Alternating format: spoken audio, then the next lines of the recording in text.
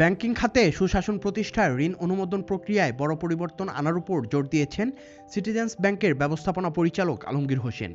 গত ২২ জানুয়ারি the financial express আয়োজিত banking sector reforms শীর্ষক গোলটেবিল বৈঠকে তিনি এই কথা বলেন।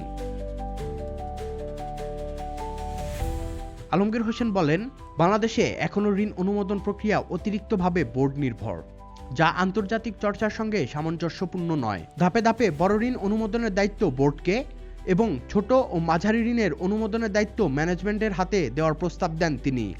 ঋণ আদায়ে দীর্ঘ আইনি প্রক্রিয়াকে খেলাপি ঋণ বৃদ্ধির অন্যতম কারণ উল্লেখ করে লিগ্যাল সিস্টেম সংস্কার উদ্যোগ নেওয়ার আহ্বান জানান তিনি। একই সঙ্গে ইচ্ছাকৃত ঋণ খেলাপিদের বিরুদ্ধে বিদেশ গমনের নিষেধাজ্ঞা সহ কঠোর ব্যবস্থা এবং নিয়মিতভাবে নাম প্রকাশের প্রস্তাব দেন আলমগীর হোসেন। তো পৃথিবীর যেগুলি ভালো দেশ, ইমপ্রুভ কোনো দেশেই কিন্তু লোন অ্যাপ্রুভাল বোর্ড মেম্বারে দেন না, এটা ম্যানেজমেন্টের উপরে যায়। তো আমরা রিকমেন্ড করব যে বাংলাদেশে এই প্রসেসটা যদি আমরা শুরু করতে পারি, প্রথমে হয়তো সব পারবো না, আমরা একটা থ্রেশহোল্ড দিয়ে দিতে পারি। সে ফর এক্সাম্পল লার্জ লোন যেগুলি পড়বে, লার্জ লোনগুলো হয়তো বোর্ড দেখতে পারে, বিলো লার্জ লোন এটা ম্যানেজমেন্টের উপরে ছেড়ে দেওয়া উচিত। আর আস্তে গ্রাজুয়ালি একটা টাইম ফ্রেম নিয়ে এটা সম্পূর্ণ লোন অ্যাপ্রুভাল প্রসেসটা বোর্ড থেকে উঠিয়ে দেওয়া উচিত।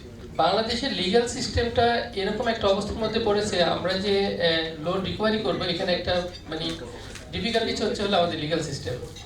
মানি লোন করতে থেকে শুরু করে যতগুলো লিগ্যাল প্রসেস আছে প্রত্যেকটা এত টাইম কনজিউমিং, এখানে কিন্তু আমরা বড় একটা বিপদের মধ্যে আছি এবং লোন ডিফল্ট এভাবে বেড়ে যাওয়ার পিছনে এটা একটা কারণ। ব্যাংক কর্মকর্তা কর্মচারীদের সার্ভিস প্রোটেকশন এবং জীবনযাপন পর্যবেক্ষণের উপর জোর দিয়ে তিনি বলেন, এসব পদক্ষেপ নেওয়া গেলে ব্যাংকিং খাতে সুশাসন প্রতিষ্ঠা এবং ঋণ খেলাপি সংস্কৃতির অবসান সম্ভব হবে।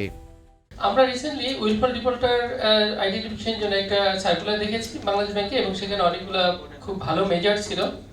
যেমন যারা উইলফল ডিফল্টার হবেন তারা অনেক কিছু করতে পারবেন না, তাদের ট্রাভেল ব্যান থেকে শুরু করে অনেক কিছু হচ্ছে। আমাদের দেশে যারা ডিফল্টার আছেন, আমরা যেটা হয়তো একটা ক্যাটাগরি উইলফল ডিফল্টার না করে যারা ভালো কাস্টমার ডিফল্ট করেছেন ফর ভ্যালিড রিজন, তাদের একটা লিস্ট করে বাকি সবার ক্ষেত্রে যে উইলফল ডিফল্টারদের যে এখন আমরা কিছু মেজার নিচ্ছি, যেমন ওনারা ট্রাভেল ব্যান ওনাদের হবে, ওনারা নতুন করে লাইসেন্স নিতে পারবেন না, ওনারা হয়তো কোনো অ্যাসেট অ্যাকোয়ার করতে পারবেন, এরকম মেজারগুলো যদি আমরা করি এবং যদি আমরা পিরিয়ডিক্যালি যদি পত্রিকায় যদি সবার নাম লিস্ট করে দিতে পারি, তাহলে হয়তো আমাদের উইলফল ডিফল্টার কিংবা ডিফল্ট কালচার থেকে আমরা বের হতে পারবো।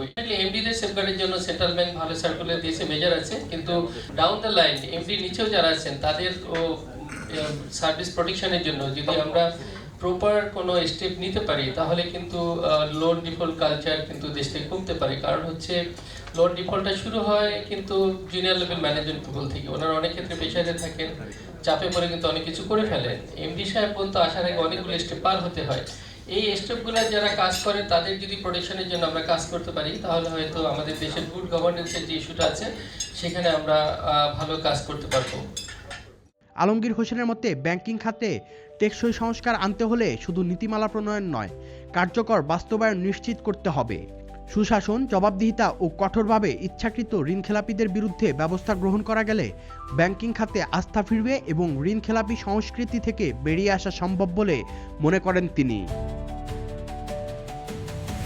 Sadman Shaon, the financial express.